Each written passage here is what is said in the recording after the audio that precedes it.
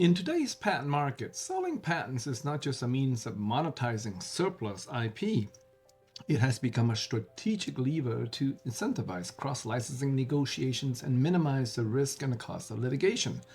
Companies are increasingly using targeted patent sales to create urgency and business incentives for counterparties to come to the negotiating table, especially when traditionally licensing discussions stall or when there's asymmetry in portfolio size, value, or revenue exposure.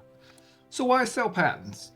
When two companies are locked in cross-licensing negotiations, especially in technology sectors like semiconductor or consumer electronics, the party with the stronger or more relevant portfolio often faces resistance from the other side. This resistance can be philosophical, some companies simply refuse to pay for cross-licenses, or tactical, with parties dragging out negotiations to delay payments or avoid payment altogether. By selling select patents, often to third parties or non-practicing entities, the original owner introduces a new risk for the counterparty: the possibility of facing litigation from a new, potentially more aggressive patent holder.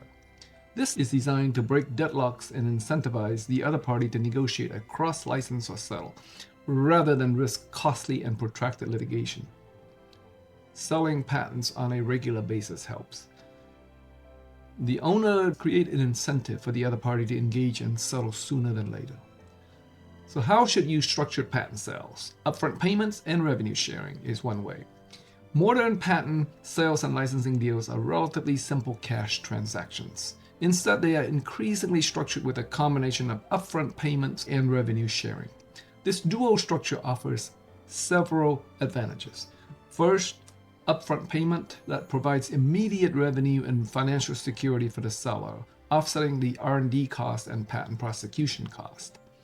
Second is a back-end revenue sharing that aligns the interests of both parties, allowing the seller to participate in the upside if the patents are successfully enforced or licensed by the buyer.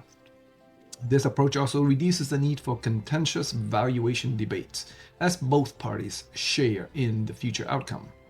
For example, if a patent sold is used in successful litigation or licensing, the original owner receives a portion of the proceeds, ensuring that both sides benefit from the transaction's success. So, what are the market trends? We see that it's becoming smaller, smarter deals with increased scrutiny. The patent sale market has shifted from large multi-billion-dollar portfolio transactions to a higher volume of smaller, more targeted deals.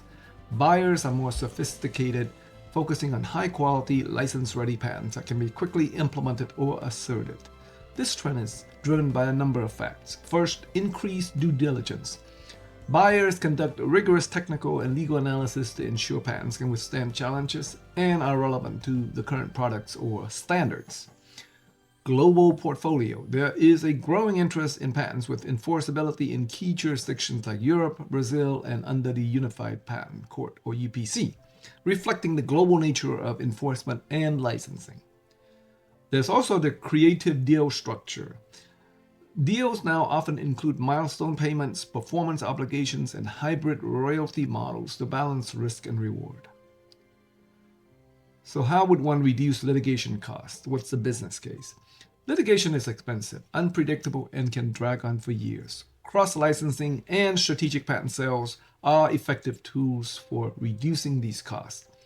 First, you avoid litigation. Cross-licensing allows companies to resolve disputes out of court, exchanging the rights and reducing the risk of infringement. There's also the incentivization negotiation.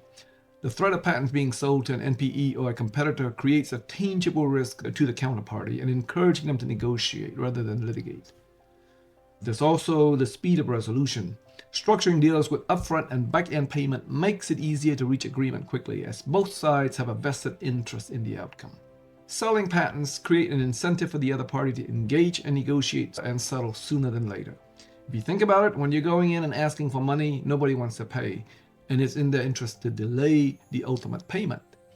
So how do you, short of direct suing or litigation, create an incentive for the other party to negotiate? By selling patents. That's how you create that incentive. So, what are the best practices for using patent sales in cross-licensing strategy? First, you got to know your portfolio. Identify which patents are core to your business and which can be sold or licensed without undermining your business or competitive position.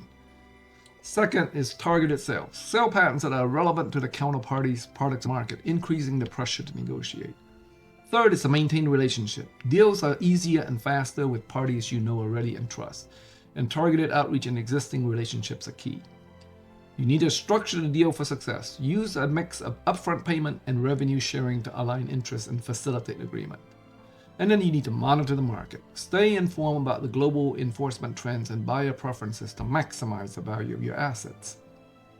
So in short, selling patent is a powerful tool for incentivizing cross-licensing negotiations and reduce the litigation cost.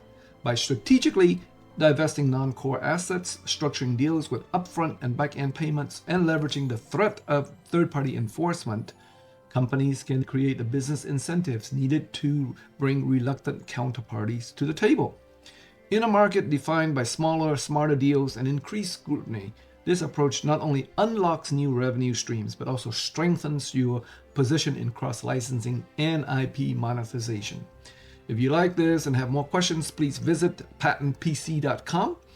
We're happy to assist you in monetizing your patents.